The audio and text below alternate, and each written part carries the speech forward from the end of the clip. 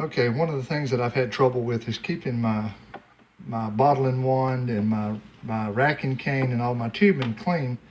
I always flush it out. I always rinse it good. I always put pressure through it.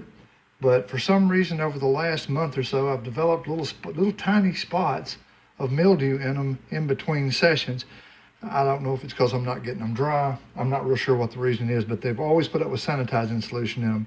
So I'm going to show you today about the only way I've found, or should I say the easiest way I have found to do to clean these out. I think they're solids being left behind. I'm not sure, or some kind of film of some kind that's not rinsing out.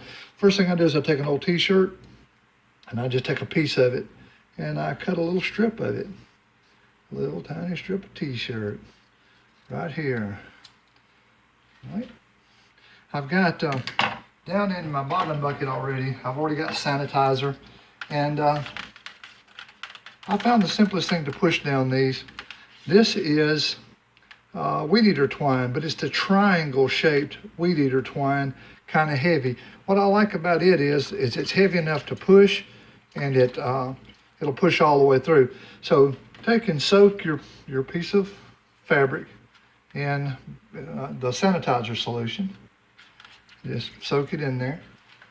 Now keep in mind, all this stuff has already been cleaned. All I'm doing now is just doing the final cleaning. And just push in like that. It'll make the turn.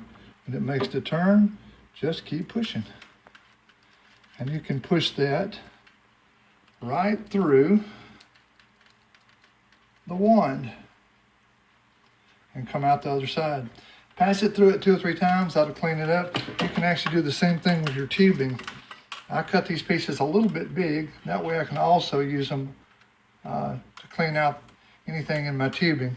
And this seems to help make sure there's nothing left behind in the tubes. So in we go, and then just push it through the tubing. Exactly the same way.